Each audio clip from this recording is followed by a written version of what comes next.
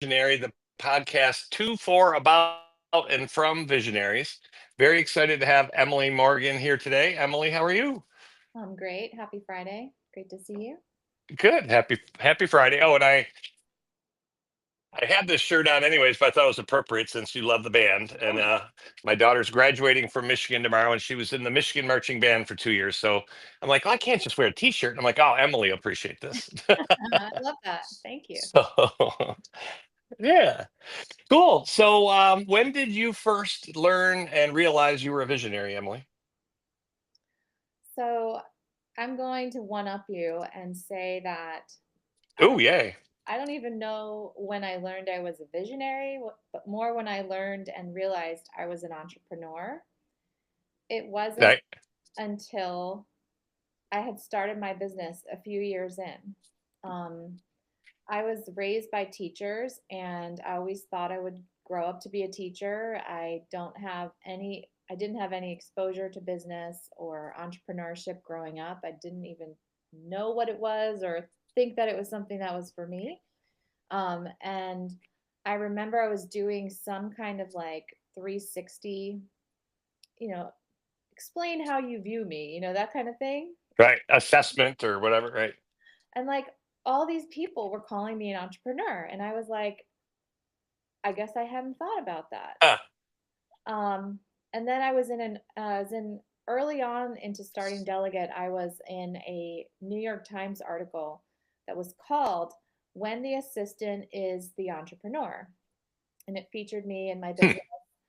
And so, I sort of was like told, and like I guess that just affirmed something in me that like actually you are, and that's how people view you. And that's sort of when I realized that I was an entrepreneur. The visionary, I think, came as I learned that vocabulary from there forward. So right.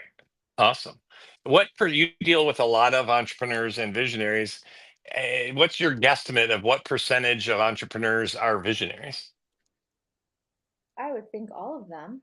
I mean, I think you have to be a Hmm, visionary.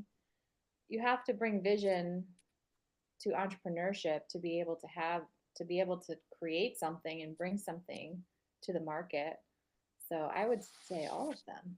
Is that that's what do you interesting. think? And I don't have a number just from, I mean, I've known hundreds of entrepreneurs, and I'd say 80 to 85% of that I've met are, but a lot of them are either second generation and they may not be visionary, or it may be, I'm a electrician and I've started a business and I might have had a vision. But and again, there's various, and I don't like to over label, but there's various levels of being a visionary. Some are just out of control and unproductive. Some of us are out of control and fairly productive, and some of us are way under control and not too crazy. But I thought it was interesting because most of us are visionaries, but I think that's a little bit different. So, what would you say? What is the role of the visionary then?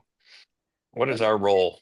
Well, I would agree with you about a generational entrepreneur or entrepreneur through acquisition or something like that. I would agree with you. That's probably less visionary because you're inheriting something, but you can bring vision to Right. it.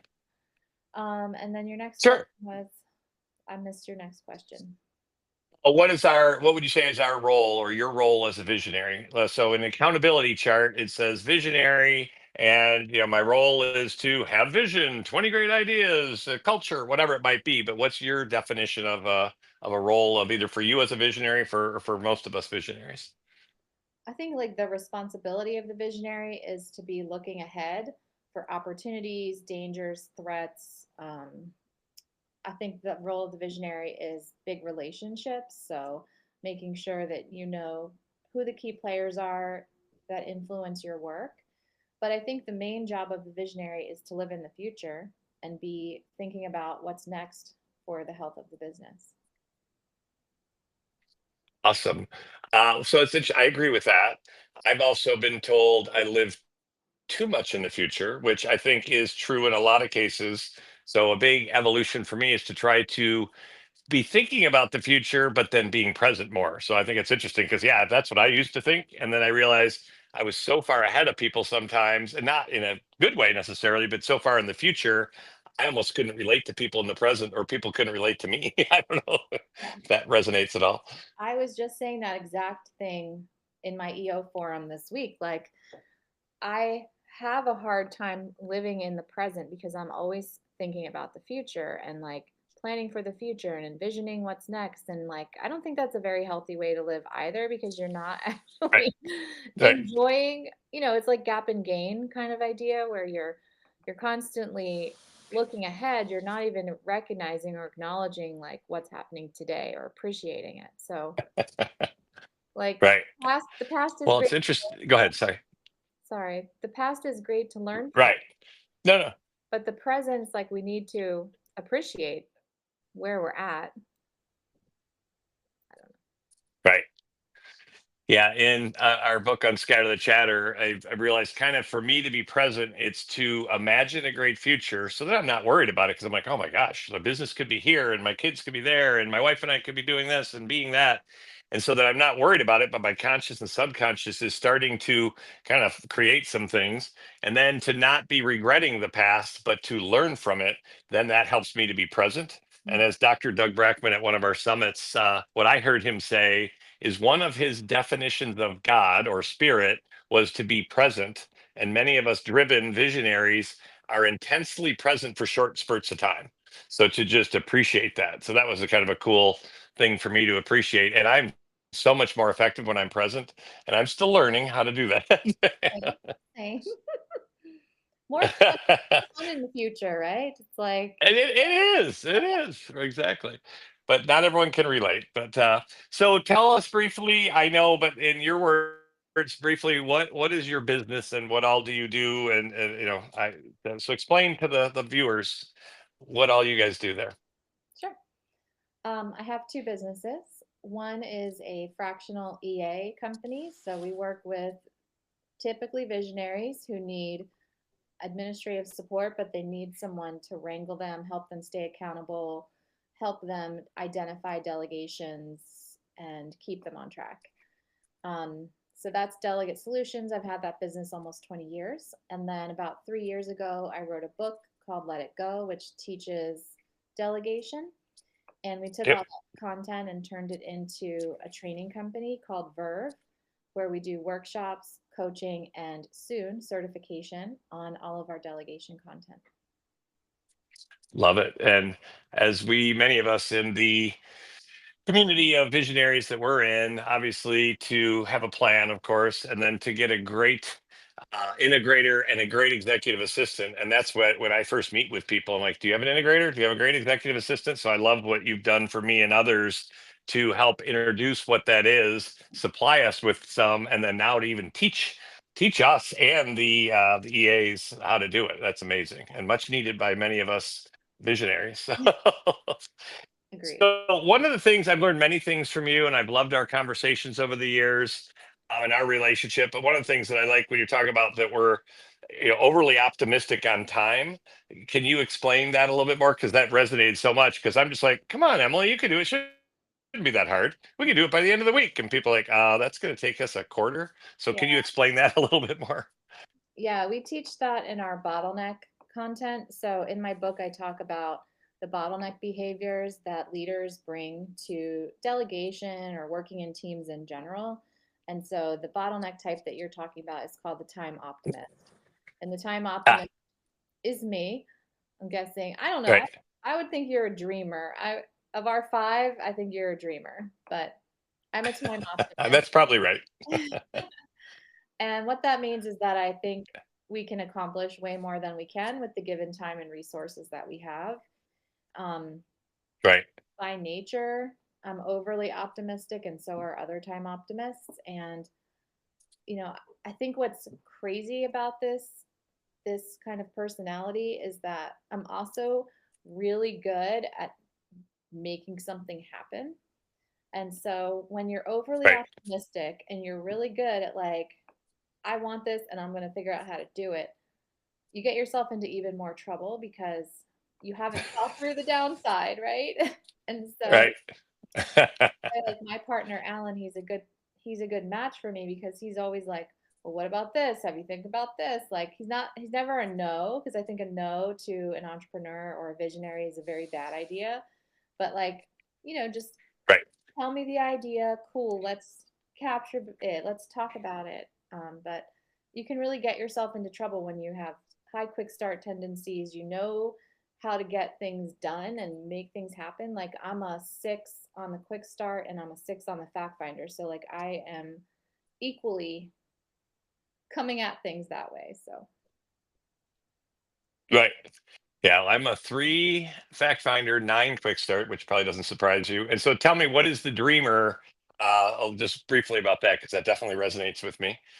yeah, the dreamer is the person that loves to ideate. And the challenge with the dreamer is that you're living in ideation and your team is living in execution. And so if you're not Right. aware of that, they're just constantly like, wait, what do I have to do now? What's this priority? Like, I was just finishing this. Are you sure you want me to move? Right. You're just kind of like, no, I just had an idea. I'm just telling you about it. And so you really Right. need to regulate that and have systems in place so that your team is not like pulling their hair out.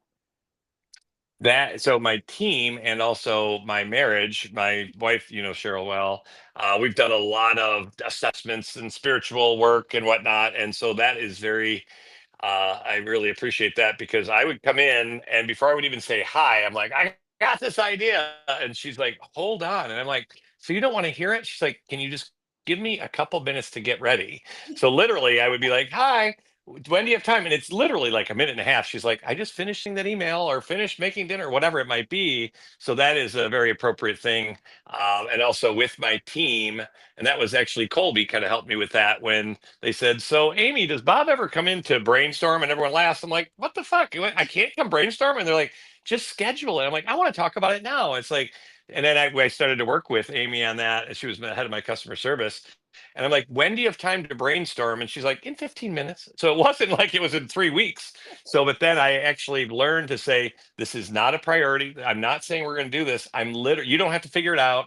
Let's just talk about it. And I just need a safer, sacred space to share it. So That's it. again, to help to share that before I dump on them all these wonderful visions. Like that they have a system to manage your ideas, right? So you feel heard, you feel like, oh, Right, right, you had a good idea, and like it's there, and we can come back to it. But I just think understanding that when your team is hearing that, they're just thinking about how they're going to execute on it, and they're not understanding that you're right, just right. sharing an idea. Right. No, that's awesome. Yeah, know thyself, know each other, all sorts of good stuff. So, what's one thing that you've learned since being an entrepreneur that really was a game changer for you, either personally or professional, especially as a visionary? So, what's something that you either started doing, stopped doing, or learned that catapulted you to the next level? Any experience share around that?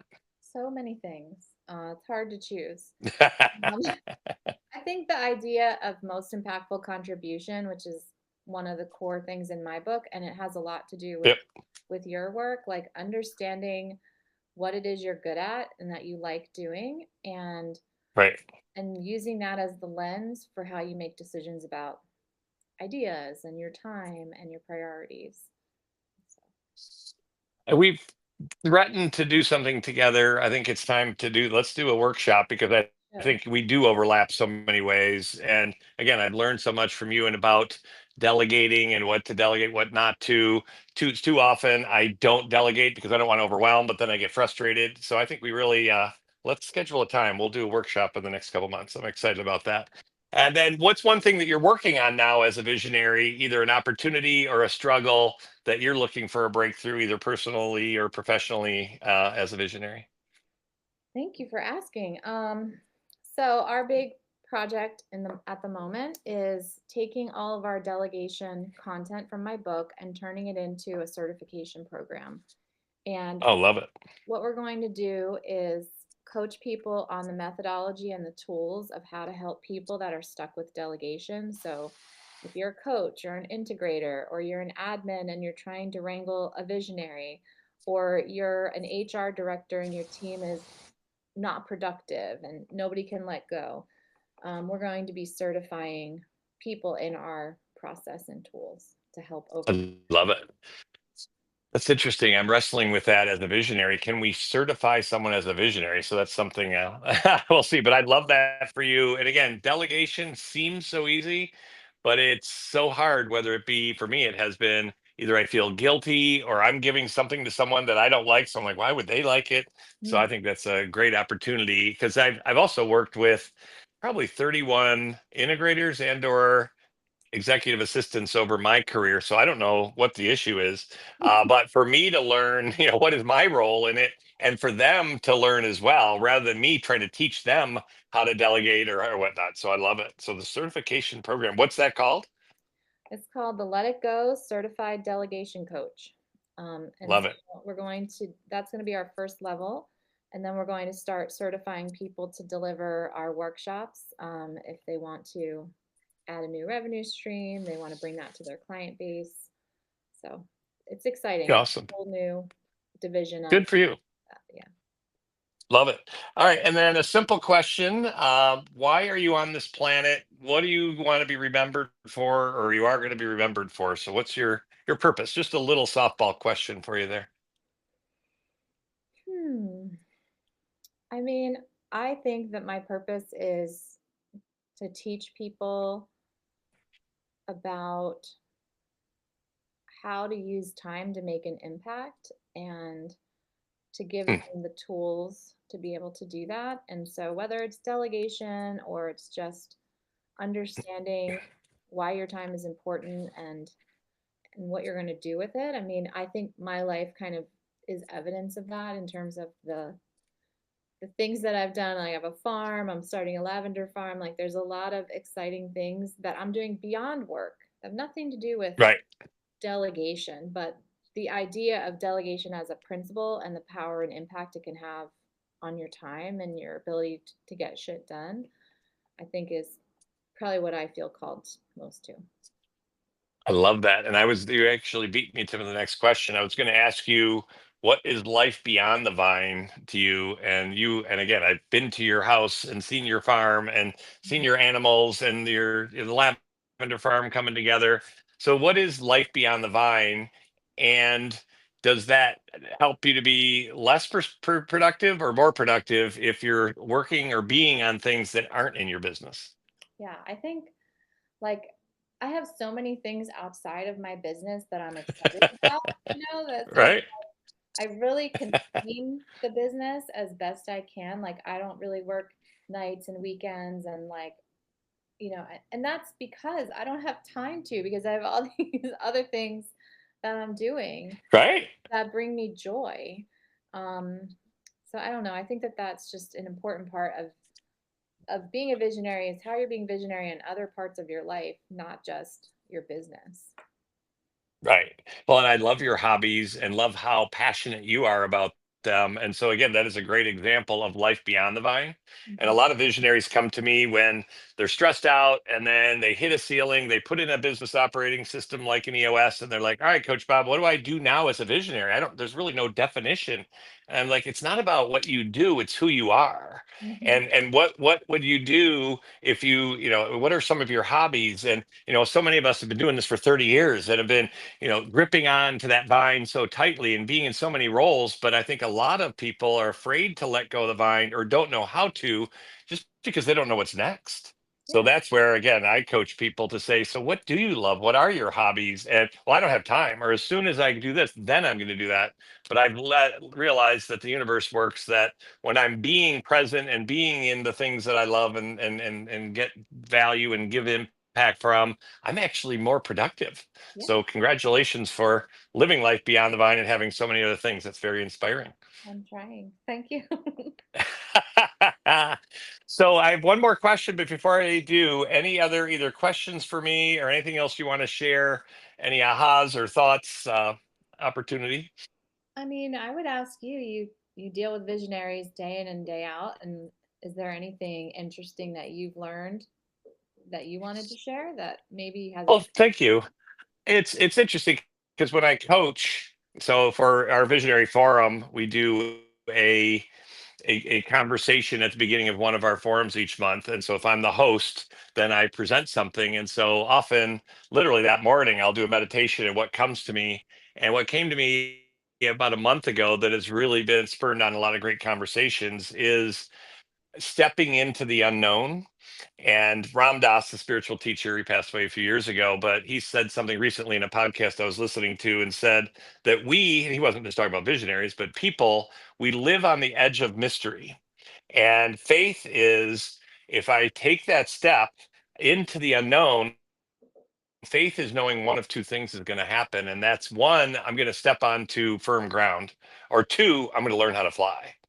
And so we've had this great conversation in our community with visionaries is not only is the unknown maybe not scary, but that's what we could, maybe we visionaries, and I think a lot of us are really good at and love or great at and love the unknown. But sometimes if we let fear pull us back, then we, get distracted or don't move forward. So that's been one of the biggest things that I've learned, that whether it be for a talk I'm about to do, or my son's at bat and it's like, oh, I hope he gets a hit. It's like, you know what? I'm just going to be present to whatever and not be attached to the outcome. And then that ties into our last summit. The theme was unlearn, unattach, and unleash. And so that, with stepping into the unknown, I mean, how many things do we actually know in life? I mean, I don't know what I'm going to have for dinner, but to go in with wonder and curiosity and presence that's been my greatest breakthrough. And that's, again, a common theme that many visionaries are talking about. Hey, to love and appreciate and to go into the unknown, in faith and wonder. So that's probably my biggest thing. And I think you were actually at the summit a couple of years ago when Jill Young, the amazing coaching magic Jill Young, presented the Delegate and Elevate quadrant, and then the Johari window quadrant. And so the bottom right of the Johari window was the unknown, and the top left quadrant is the things we love and we're great at. And so with the transparency, she flipped the bottom quadrant up and said, and that was when I first really thought about, maybe in the unknown is what we're great at and love as visionaries. So that she kind of kicked off that whole lesson for me. I remember that. Yeah, I remember she had some fun names for the quadrants. I think the bottom right was Oh, I'll have to look those up. bucket, and then the Do bottom you right, remember what they were? I don't. yeah, Yeah. the bottom right was the suck bucket. The bottom left was um, martyr zone, and then I call the top because my version of delegate and elevate, it's called the delegate freedom analysis, and I call the top right quadrant letting go of excellent, and that's really the quadrant that most entrepreneurs have the death grip on because it's their identity, because they're scared of maybe what's in the Right. top left, to your point about the unknown Johari window. So that one to Right. me is like there's Right. usually I love that. one or two things up there, but they're the hardest because you're like, but wait a minute, that's what Right. I do. That's what I'm here doing all day. If I'm not doing that, what am I doing all day? And so we call that the Right. letting go of excellent quadrant. Love it. Yeah, I love all the different names for things and the different models that work for ourselves. I mean, a lot of what I teach, it's stuff that I've learned. The way I've learned it is a different way. And again, you've created so many of those things. That's awesome. All right, I'm going to ask Jill for updated and again, to reteach it to me, and maybe we'll even do a podcast of those quadrants. So thank you for reminding me of that. Yeah, Awesome. So my last question, you're aware of our rally cry that we came up with about a year ago, and it was Viva La Visionary. So what does Viva La Visionary mean to you? I was there when that happened. I was there and I'm not I really surprised. pushed you to take that because I thought that was so great. Um, I mean, it's a long Right. lived visionary. So I think where that came from when it was ideated, I think it was John LaDuca, was that Yeah, it was. visionaries can get shit on because of our personalities and behaviors. And the idea was that visionaries matter and like our contributions matter, and stop shitting on visionaries because we bring a lot of great things to the company. Right. Yeah, for sure. So yeah, I love that. And so that's kind of our rally cry to the world, stop shitting on us. But I think it's stop shitting on ourselves. I know for me, that negative self-talk is like, oh, I'm not doing it right, or oh, Emily's doing it this way. And so that's that chatter I've had. And so to celebrate who I am as a visionary and who you are, that's yeah. So yeah, I do remember you were there, and that was just so appropriate. And that's resonated with so many visionaries because it's like, it has been lonely. And I mean, I've been made, and a lot of these interviews I've done with other visionaries, a lot of the visionaries are like, you know what? Not only have I not fit in a lot of times in my life, but I have been made fun of. Yeah. Oh, there goes Bob again, chasing squirrels. I mean, that's even in Gino's book. That came from my employee. It's like, Bob's kind of cool to work for, but he chases a lot of squirrels. Yeah. And I'm like, oh, here I go again. And they make fun of me. But now I'm like, yeah, that's who I am. So I love it. So thank you for pushing me because that has been a very, a great mantra for me to hold on to celebrate that I am different and celebrate that stepping into the known unknown as a visionary is an opportunity. It's awesome. You Well, are cool. you Well, are thank you for your time, Emily. And well, I'm sorry. you are the person to lead that charge, Bob. So it's all you. Oh, well, thank you. Thank you. I appreciate that. That's why I'm here. I used to make fun of Gino because I was kind of with him. I mean, just as a friend and as a client and whatnot when he first started EOS. And he literally would say, I'm obsessed with helping entrepreneurs get everything they want out of their business. And I'm like, well, that's kind of sad. And I've realized that I'm obsessed with helping visionaries to get everything they want out of their lives. And so Yeah, I'm learning from Gino and you all to live life beyond the vine, relax, be present. So thank you for your friendship, your wisdom, and your time, and excited to do a workshop together and do whatever else we can do together and have fun. sounds good. Thanks for having me. All right. Thanks, Emily.